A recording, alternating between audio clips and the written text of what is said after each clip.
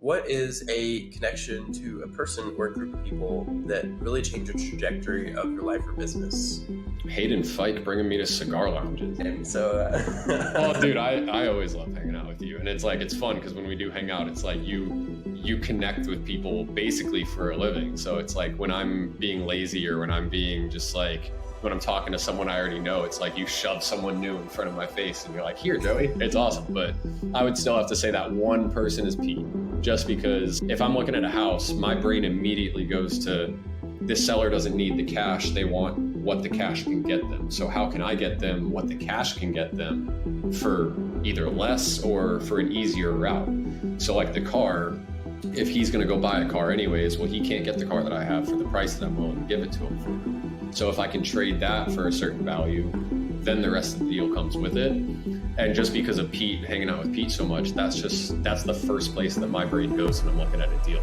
And cash offers are usually the last offer that I make. So it gives me that kind of unique approach of not being that, hard salesman or that, kind of just sneaky wholesaler that's just trying to make a buck.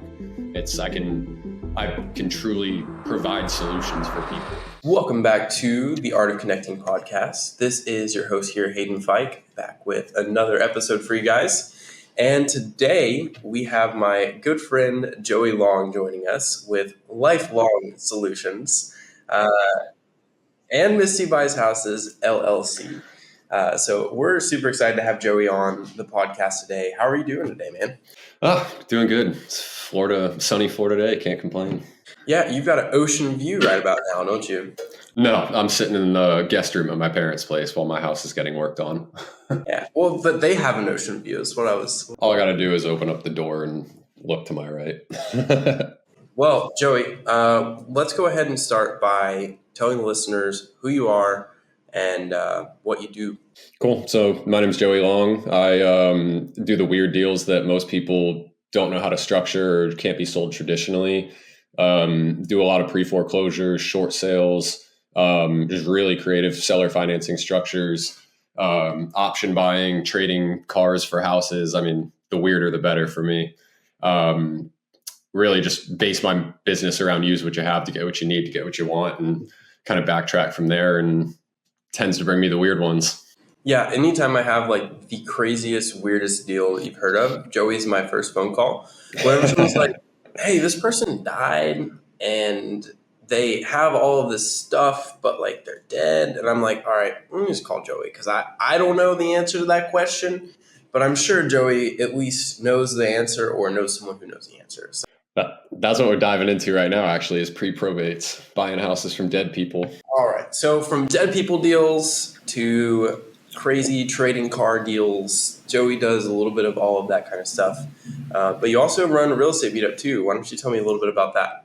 Yeah, I run a monthly real estate meetup in downtown St. Pete. Try to make it a meeting where, deals actually get done. So we try to do things a little differently where we have an actual like deal board where people can put up their deals. We have a looking for board for, anything that people are looking for with capital raising, for deals, for connections, for anything like that. So try to get, some movement there in the meetings rather than just getting 100 business cards and going home and trying to remember everyone.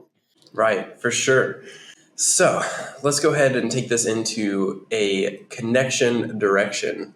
I just came up with that. That's kind of cool. That was a good one. Yeah, right? So I'm getting better at this podcasting thing, 40 episodes in. So let's talk about some, kind of wild stories of real estate investing that you've done, some kind of crazy connections that you probably wouldn't ever think of actually being like, you're going, for example, we can start with the yard sales. You're going to a yard sale and you have some pretty crazy stories. So let's get started on that. Yeah. So obviously when you get into real estate, things are a little slow. So I had to figure out how to make a living. I've never had a big boy job, I always say. So I've always had little side hustles while I figured out real estate.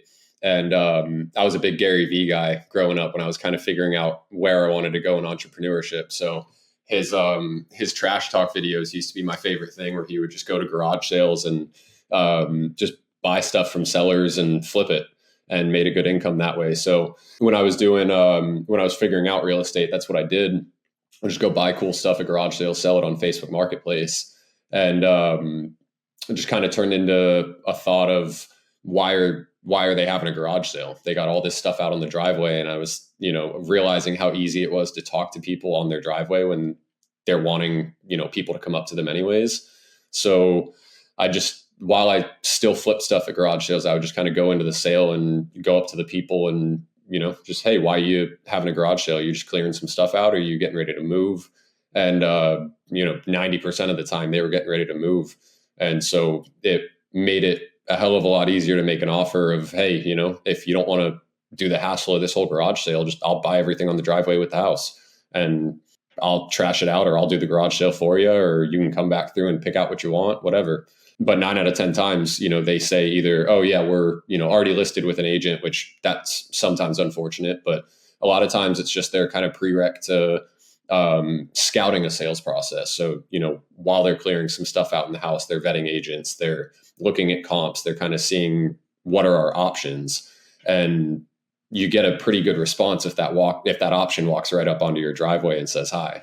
So it made it very easy to start connecting with people that way, and just kind of a different approach. I see it more now than I used to, but a very different approach than what people were doing originally back in the day. So that always worked out well for me. So for the agents that are listening to this podcast, that might be a nice lead source for them, right? If you're not doing anything on Saturday, you don't have any showings and stuff is slow, go to some yard sales maybe, and you can get some listings. Yeah, and then call me and I'll buy them from you.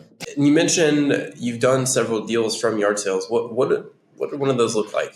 So the best deal I told you about the one where I raised some money at, where I basically was talking to this, you've been to my house, so it's right across Seminole Boulevard, a little closer to the beaches, and met this really nice old couple that they wish that they bought more real estate back in the day. All they owned was their primary, but they were smart and put money in the stock market. So they had a pretty good retirement portfolio, but it wasn't quite getting them the return they wanted after, their financial advisors, after all the trade fees and all that. So I basically talked to them and I was like, hey, if you don't want to buy real estate, but you want to still make money off of it, then maybe you should own the financing rather than the real estate. And all you need for that is someone to put it to work for you. And hi, my name's Joey. So that was a really cool one, because I was able to lock up some private money that way, at a very favorable interest rate. Probably the best deal that I've had come out of that was trying to think what I sold it. It's a flip that I did a year and a half ago. I think we sold it now. But I had one of my little, trainee guys at the time doing garage sales for me on the weekends. And he went over to this one. Turns out that the dad just passed away a few months prior. So the house was in probate. That they own the house across the street too. So that was a stick house. So we ended up wholesaling that one. And then we ended up flipping the one that we went to first. That was 50-50 Emerson Ave South in St. Pete. That turned into a great deal. We ended up buying it for, I actually think they wanted $199. I offered them $10K more to sign a contract right there and not take any offers from anyone else. So we bought it for $210 roughly, put about $80K into it, sold it for $439 or $429. I'd have to check, but that turned into a great deal. It was about 2,000 square feet altogether with ADU out back, 7 minutes from downtown, 10 minutes from the beaches. So that was a great deal, because we ended up actually using the wholesale fees to fund part of the rehab project. So that made it really easy. So I think that's a really interesting conversation. How long ago was that you did that deal? I think we sold it. That one was a project. We got shut down by the city on that one, but we sold it about a year and a half ago. So I'd say probably bought it about 6 months prior to that. So I'd say probably 2022, maybe Q3 2022. All right. So you're in St. Petersburg, Florida in 2022, arguably one of the most hard markets and one of the most hard times to buy real estate. And you were still able to find a deal that made over $100,000. So I think it's so easy for people to, look at the real estate market and look at the MLS and look at even what wholesalers are putting out. And it's like, there's no good deals. Like, you can't make money. There's nothing that's actually making money. But I feel like you kind of have a little bit of an edge on people, because you're actually hitting the ground and you're going and thinking of creative ways to get creative deals. And I think that's super cool because, man, I in 2022, money was free and there were almost no deals to be found. It felt like. The weird part about here, though, so like I guess market defense that I'll give in that off that topic was that house was so technically 6th Ave South, but in between 5th and 6th, there's Emerson for a little block. So that's where my house was. Back then, like that was so long ago, even a year and a half ago, if there was an S on the end of any address, if it was South anything, most people didn't want to buy it. That area is still turning over. When I first bought my first few rentals were in not great areas. Let's just say that. My first tenant I ever had used to sit out on the porch with a shotgun while I was mowing the yard to make sure no one messed with me. So anything south kind of just put a sour taste in people's mouths. So I wasn't necessarily afraid of that because of where I started. So I was still kind of using that transition time in the market to still buy in South Side, even if it wasn't a bad spot in South Side. I mean, we were walkable from downtown and we were right across the street from probably the most expensive neighborhood in the area. But it was just that little, South tag on it that people were scared of. So now much harder because now there really is no, South Side anymore. It's all, especially with the new Rays Stadium development. I mean, everything's just getting gentrified. So it's not South Side like it used to be. So I'd say it's a little harder now, but yeah, back then even it was still tough. I think that could be a great example though for people that, and this is me included, there are some neighborhoods in Chattanooga that I won't touch with a 10-foot pole because I'm like, even though they're 5 minutes from downtown, I've walked those neighborhoods and I don't want to own a house over there. I'm like, yep. Wear the Hawaiian shirt. You'll have some fun conversations in there.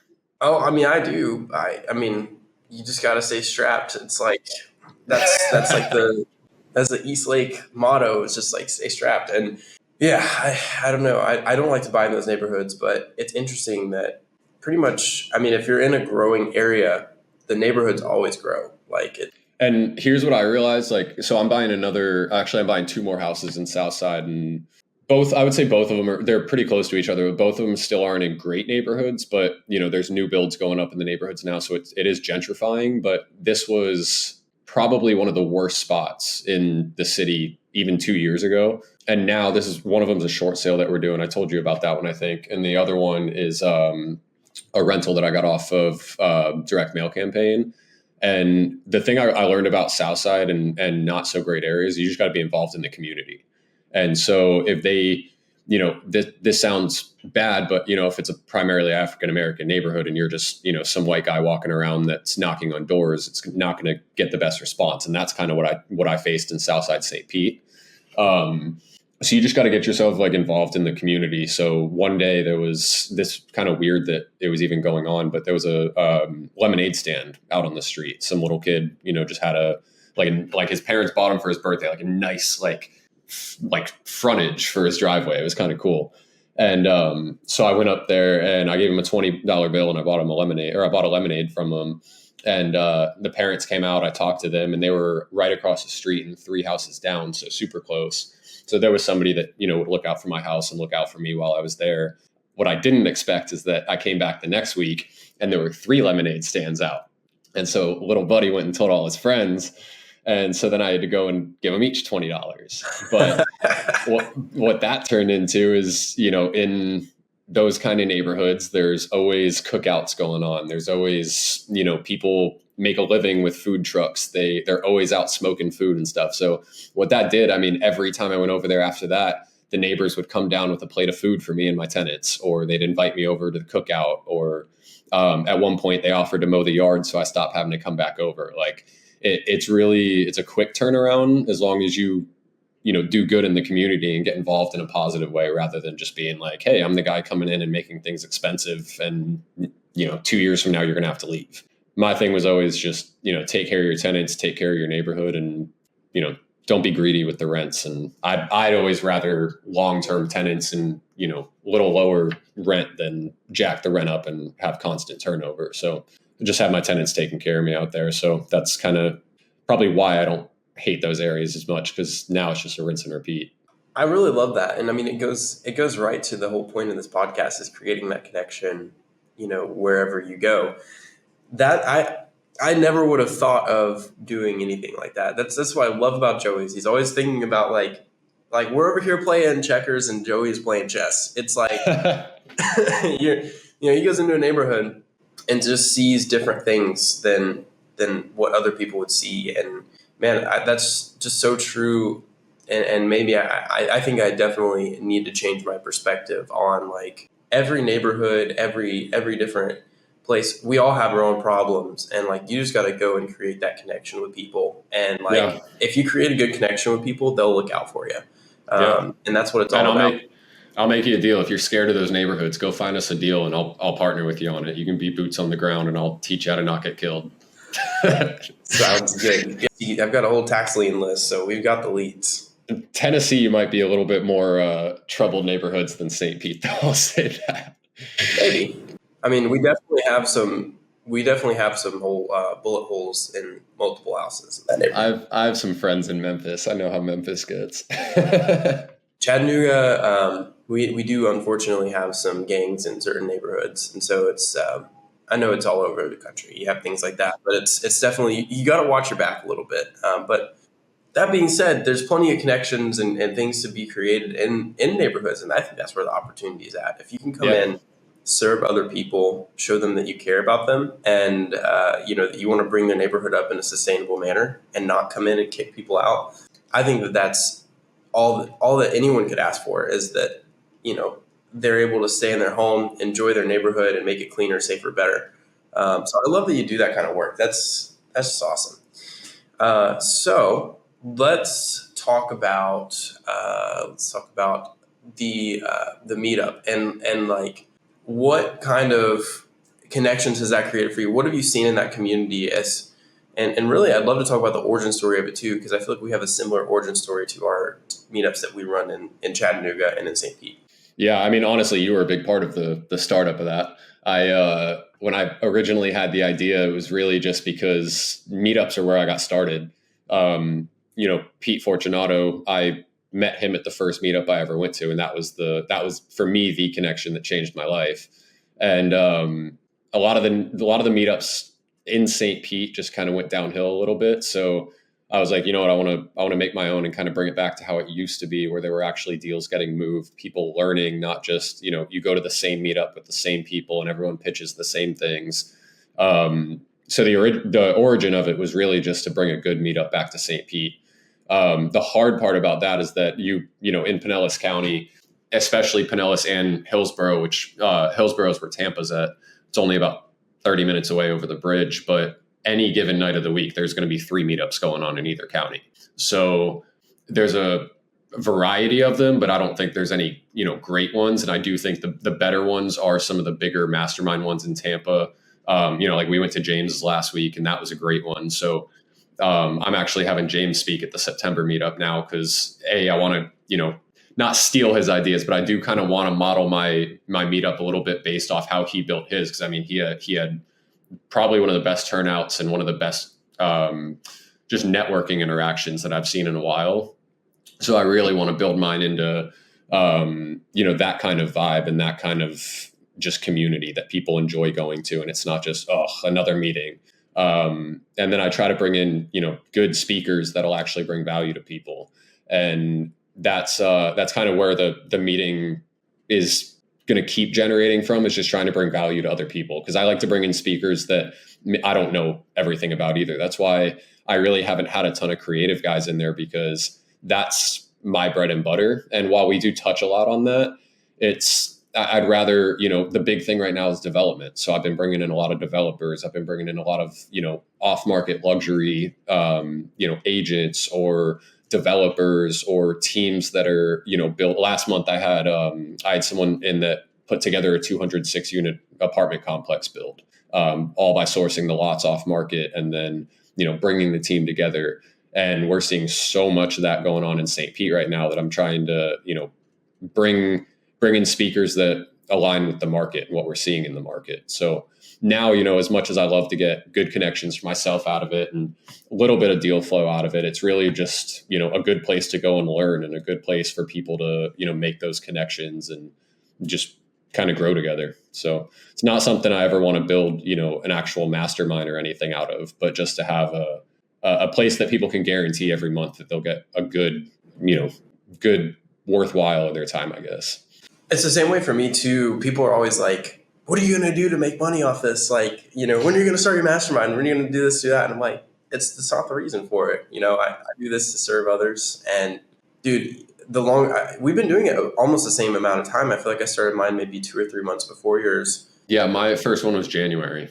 Yeah, I think I started in November. So like we're a few months apart. I've already seen over $10 million of business be done through my meetup. Like, of people who did deals together, funded together, met at my meetup. I've had so many people come and say like, oh yeah, I met this guy at your meetup and we did this together. I met this guy at your meetup and he did this for me. And I'm like, it's so cool to get to see like the connections that wouldn't have been made without the effort on creating this event for people. And that just creates value, man. Like, it's, even if you don't see it, like whenever Joey needs something or whenever Haydynn needs something, I know that I've got people that'll have my back because of the value that I bring. So that's awesome. Yeah. And it's a cool thing too, because like, I mean, me, I'm not the biggest content guy and I don't love, teaching, but I feel like that's a place where it's not necessarily I have to teach. It's like people ask me, hey, what's going on with that deal that, you were telling me about, or what do you have going on in your business? And then I can kind of just talk about what I'm already doing. And it kind of gives that creative approach to people that then they'll call me later on and just, get advice on. And I always love just, helping people learn how to structure that kind of stuff, because that's how I learned how to do it. So even if I can just be that value for other people, it's always fun. For sure. I want to talk about McDonald's. So I feel like this is one of the... I was wondering if that was going to come up. It's going to come up for sure. So McDonald's is one of the coolest things that I think I've experienced in Florida. It's kind of the weirdest thing I've experienced too, because it's very, very rare. I feel like that you have something so consistent and like just so genuinely great for everyone who attends. So why don't you tell us a little bit about McDonald's and what the hell I'm talking about? Because we're like, McDonald's. Like, people are going to be like, what the hell are you talking about? All right. So if anyone listening doesn't know who Pete Fortunato is, go to petefortunato.com or peterfortunato.com. He's known as the greatest creative real estate mind alive. The dude he's been the biggest game changer in my life. If I ever have a deal that either I don't know how to structure or I know how to structure, but don't necessarily know the steps, step-by-step process of how to get there, Pete just knows it like the back of his hand, and he'll literally just sit down with you and make sure you understand everything. And Pete's favorite place to go every single morning is McDonald's. And he goes to the same McDonald's every day to get his senior coffee and for 99 cents. And sometimes they even reuse those cups because they're that cheap, which is why I like them. But it's the coolest environment because it's just everyone goes there to talk to Pete. And Pete just, we always joke that if Pete had a telescope, that the lens would say real estate. That's all he would ever see out of that telescope. Pete has probably the most boring life I've ever met. He doesn't buy anything fancy. He drives beat up cars all the time. He lives in the dinkiest house in his neighborhood, but right on the water, with open water views where he can see McDonald's. And it's just the knowledge that's poured into that place is crazy. And it's so consistent. He's been going there for literally 25 years. So you go there on a random Wednesday and you have people from California that flew in just to come and eat at McDonald's with Pete. And I can walk to it from my house. So lucky for me, I'm there almost every morning just because why not? And if I have a deal going on, I can go and run over that deal with Pete.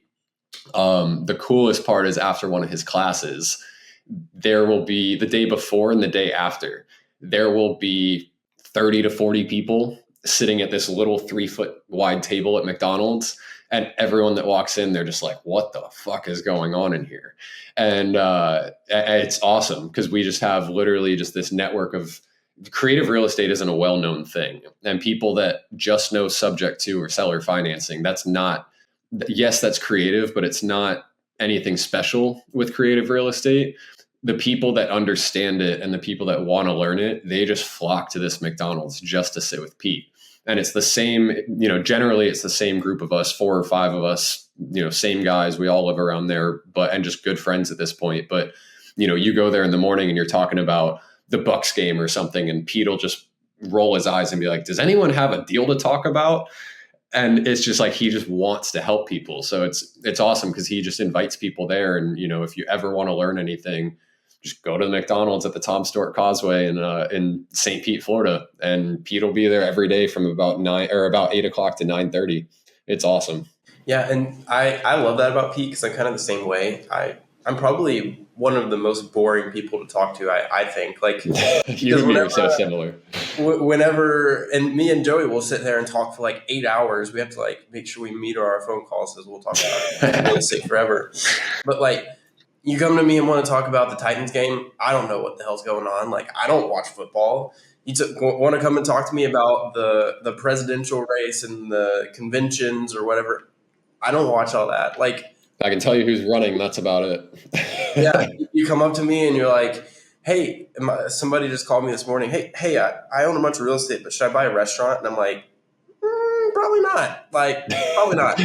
coming from the guy who's buying a restaurant. Not officially. I'm thinking about it. But yeah, I told him, I'm trying to get people to talk me out of buying this restaurant because I don't need to buy it. But like, dude, like, focus on real estate. Because he's like, well, I don't really know if real estate is going to be going up for the next 5 years. So I was like, real estate is always going to go up. It's the only depreciating asset in like tax.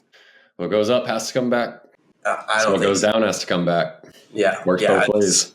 But anyways, I could talk about real estate forever. And that's kind of like this podcast. I'm sure people tune into it. And I think that's probably my one-star review that I got was somebody was like, this is supposed to be a podcast about connections, but all he ever talks about is real estate. But something I noticed is like in real estate, it's all about your connections. And I think Pete also really kind of exemplifies this too, is like he is connected to so many different people. Oh, everywhere. He could go anywhere in the country and people are probably utilizing his strategies in some way, shape, or form. Yep. On Wednesdays, he leaves McDonald's early to, as he says, got to go to Ohio real quick. He goes to his house and jumps on a Zoom call to go to the Ohio Exchangers meeting. And he makes it, Pete's signature thing is he carries in his front pocket, he carries a stack of 3x5 note cards. And if you bring up anything, he will write you an offer. I told him about the deal where I'm trading my car and pulls out an offer. He's like, here, if it doesn't go through, I'll take the car, you take this condo, you can trade this condo to Joe, who is a friend of ours that we know is looking for a condo. And then you can sell that to Joe and buy Joe's house that he's trying to move out of. It was just like instantly he had all the steps set up and, just the epitome of use what you have to get what you need to get what you want. And you just said all of that and that didn't make any sense to me. Like, see, that's the thing too that blows my mind is like Pete operates on a different level. He is on a whole different wavelength. He could go through 10 different steps on how to get what you want. And I'm like, you can do that? And like, it's just one of the craziest experiences. And if you go to one of his classes, I've heard, you have to go like 10 different times to be able to actually. The first time you go, your head's going to hurt so bad. And then you're going to have, that's why I love McDonald's also, because the amount of people that flock to him after his classes just to try to get clarity on stuff. I'm just like, yep, I'm going home. I'll see you at McDonald's and I'll just bug you about everything in the class for the next 3 weeks. Man, that's awesome. So Pete's been obviously a big influence, and we'll kind of circle back to that at the end of the podcast. So let's see. I'm trying to think where I should go from here. You use so much different stuff. I can talk about the car deal if you want. Yeah, let's talk about that. How did you meet this guy? How did you get connected to him? That was actually, Nico Botia from Action Academy. He's a Tampa guy. I think he was wholesaling at first. Now I think he's land flipping. But he would basically bring me more, the creative deals that he wasn't really sure how to structure. So, since he got into the business, he's been in the business for a while, but since he started his own thing, we've done 2 or 3 deals together at this point. We did a sub two deal together. And then this is one that he brought me that I'm still keeping him involved in the deal, obviously. But this was one that the seller just kind of didn't want a cash sale. He straight up told us, I don't want cash. He wants some cash because he wants to be able to live, but he bought, I think it was the house before this one. He bought it on a contract for deed. So the second that I brought up anything, with interest and payments, it was like his eyes just lit up. And he was like, you know what? Just the fact that you brought this up, we're going to be working together.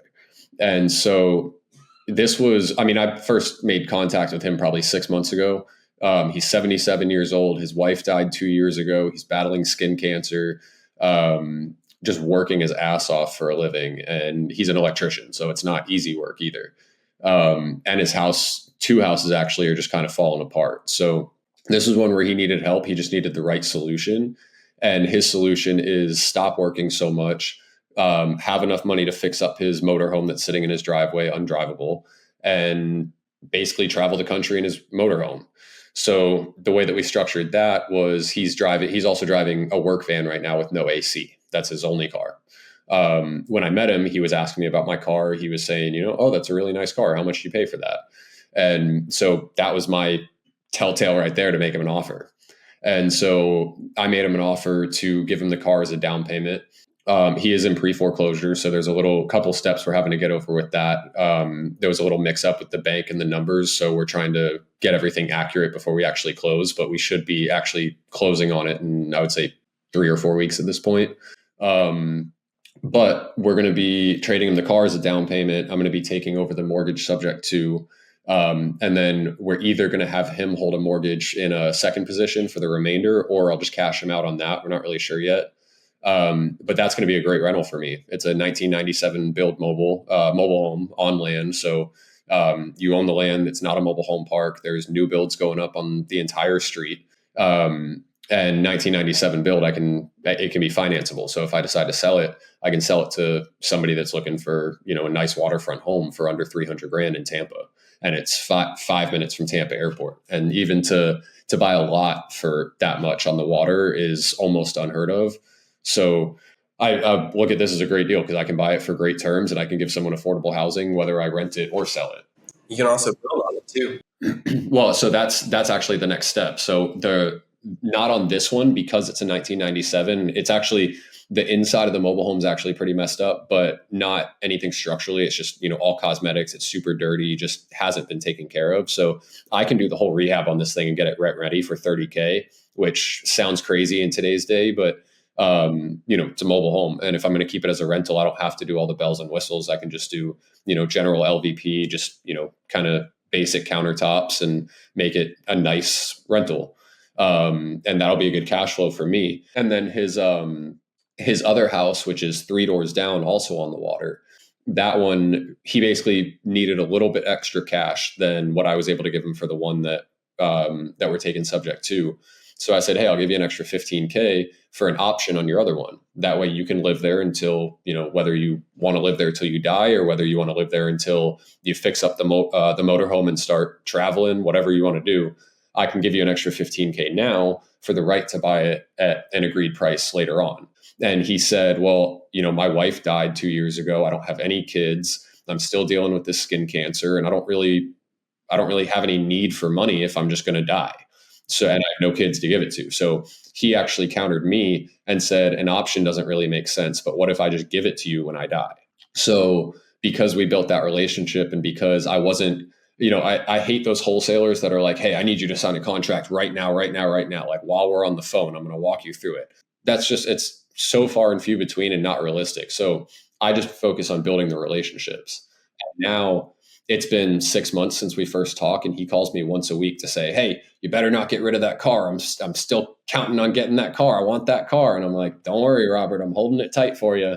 And it's just turned into a relationship thing. And that is basically that extra $15,000 is now going to get me a remainder interest on his other waterfront mobile home, which when he passes, I'll be into that for $15,000. I'll take it over. I'll get the stepped up basis. And then I'll probably scrape it and build because that one's not really livable. So I'll get I'll get one rental and one build and both be waterfront. So that'll be when people say you can't get home run deals on single family, that's going to be a home run for me.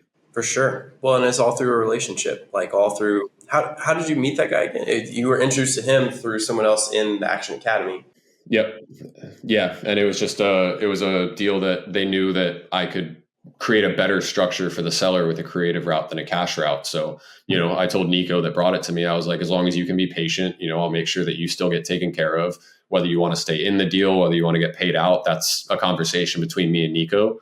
But he's capital building right now. So he basically just wants a referral fee. And, he brought me the deal. So I'm never not going to give that to him. But as long as he stays patient and lets me work the deal, then, we both win. And the seller's going to get what he wants. And just because, Nico brought it to me and I'm getting an extra house out of it, I'll probably bring him in on the remainder interest too. Probably give him an equity position in that. So let's talk about masterminds and, how valuable they can be. So we met through Action Academy. Yep. If I hadn't been in the group, we never would have met. And, and it's interesting because it's interesting about having Joey on the podcast, because Joey is like, he has the meetup and he has the creative real estate side, but you're not like a huge networker. Like you're a shadow networker. You don't like to go to the big events. So what's funny is I used to be like the networker. Like I literally that's all I did every single night was go to all these different meetups, and I just got burnt out of it. So I love networking. I just don't necessarily love, I've always been skeptical of masterminds. I'll put it that way. So you've always been skeptical, but tell me some of the results. Obviously you met Nico through it, but like what have masterminds brought to you, in your business and through the connections? It's a good question.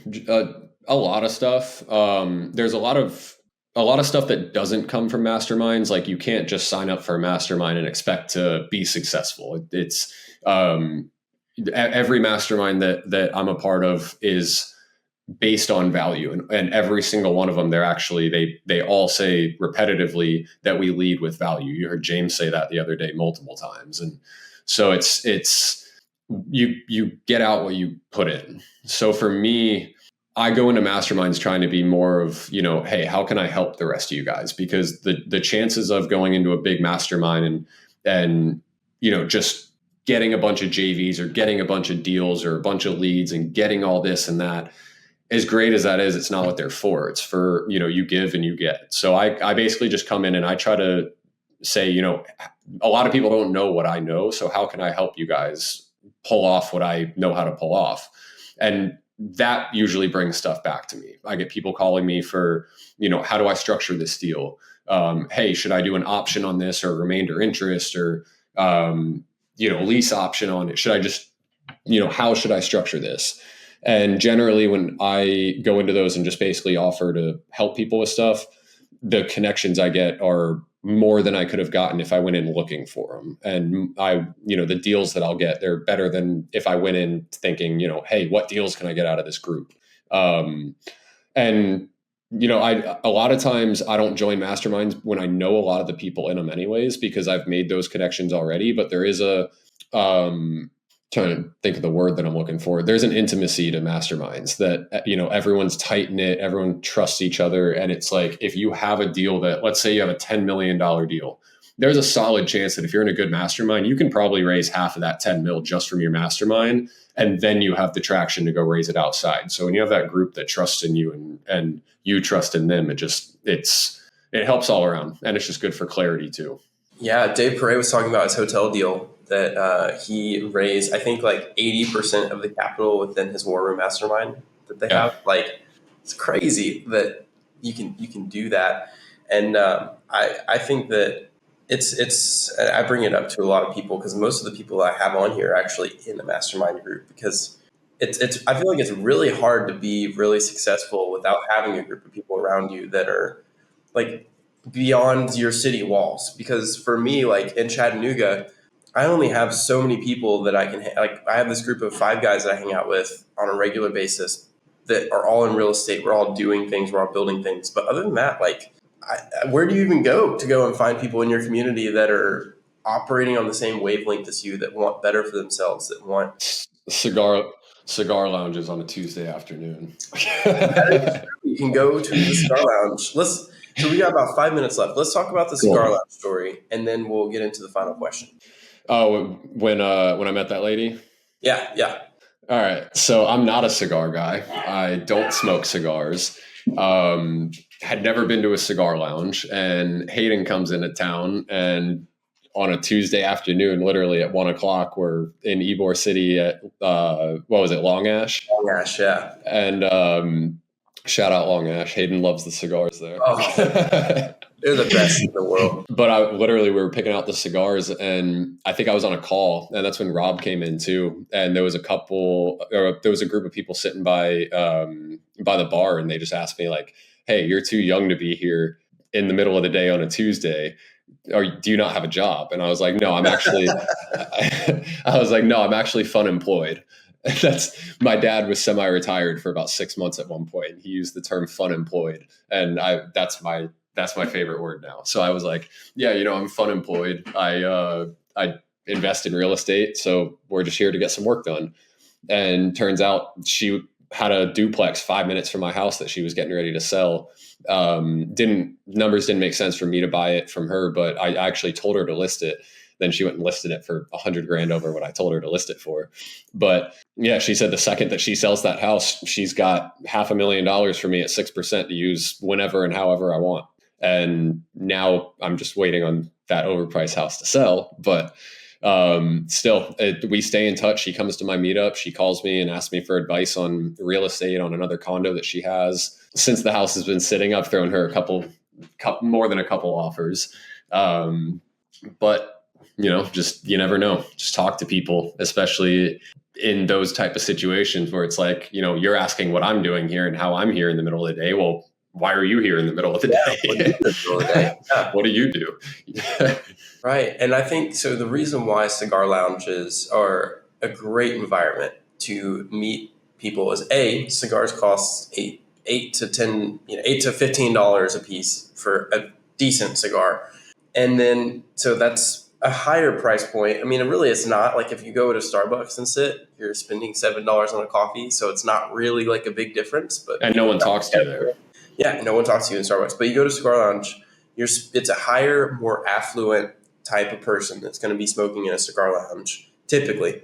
And then you're also going to sit there and you're going to sit and relax for an hour to an hour and a half on a nice, comfortable couch. And a lot of cigar lounges, and I specifically go to ones that are more open environments where I can sit in a place to where someone will likely sit next to me. And then you just sit there, you relax, and you listen. And when you listen, you'll hear people that are on calls or having conversations, and you just sit there and it's like they'll be talking about their apartment complex that they're building down the road, or they'll be talking about their rental property that they're renovating, or they'll be talking about how they do financial services and how they help people shepherd their money. And you can sit there and you can just think like, this person might be able to help me in what I'm doing. And then you go, I'm so sorry, I didn't mean to butt in your conversation, but I heard that you were talking about this, and their eyes are going to light up because it's going to get them excited. Most people don't care about financial advising. Most people don't care about real estate. Most people don't even know what it is. And so if you like just kindly butt into the conversation and say, hey, sorry, I didn't mean to be listening in. Obviously you're sitting right next to them. So it's impossible for you to not be listening in, right? Unless people having those conversations on the phone tend to talk pretty loud too. 100%. And you say, are you in real estate by any chance? And you go, yeah, I am. How'd you know? Talking about it. And then that, as soon as you start that conversation, oh man, like buckle up, because you're going to talk, especially if they're a larger developer or something like that, they'll talk to you about it forever because they live and breathe it. And so that can be, and they want people with energy to bring them more stuff. Exactly. And then you can ask the question, what connection do you need right now to help grow your business? I always ask that question to new people that I'm introduced to is, what would be your dream connection right now? Like if I could connect you to one person and they'll be like, oh man, I could really use a good land real estate, agent because we're looking for more land, or man, I need to get a good electrician, or whatever that may be. And even if you don't have that person, you can say, I'm going to keep that in mind for you. And then a lot of times what happens because of the Pareto principle, that's not what it's called. It's the recency bias. Whenever you go to that person and you meet an electrician the next week and be like, oh, there was this guy that I met last week that needs an electrician. And then you connect them together. And yeah, you just never know what's going to happen through all of that, because you start getting people who are doing bigger things, what they need when they need it. You become super valuable. Exactly. And if you show people that you're willing to put in the work, like that's why me and Pete have the relationship we do. Pete, the first time I met Pete, he asked me if I was going to his class. And of course, every guru sells you a class. Pete's not a guru. His classes are 10 hours a day for 2 days straight, and they cost like $400. And he does zero marketing. We do the marketing for him just because we love him. But he invited me to his class, and I said, I can't afford it. I have no money. And he goes, well, can you afford a promise? What do you mean? Do you promise that you'll either pay me when you can, or you'll take what I teach you and you'll run with it? And a month after his class, I bought my first deal with seller financing. And it was actually a wraparound mortgage. And I went and tried to pay Pete for my first month's cash flow. And he was like, you already paid me. And if you can listen to people and take what they tell you and do something with it and then bring value back to them, they need that connection just as much as you do. And that's why me and Pete are, we're so close now, because he needs anything from me, or, he knows that if he needs a young guy with energy, he knows he can call me for anything. And I know that I can call him if I need his expertise on anything. Absolutely. Man, well, we are coming up to our last question here. So the last question would be, what is a connection to a person or a group of people that really change the trajectory of your life or business? Haydynn Fike bringing me to cigar lounges. That's the first time that someone said my name. So, well, dude, I always love hanging out with you, and it's fun because when we do hang out, it's like you connect with people basically for a living. So it's like when I'm being lazy, or when I'm being just like, when I'm talking to someone I already know, it's like you shove someone new in front of my face and you're like, here, Joey.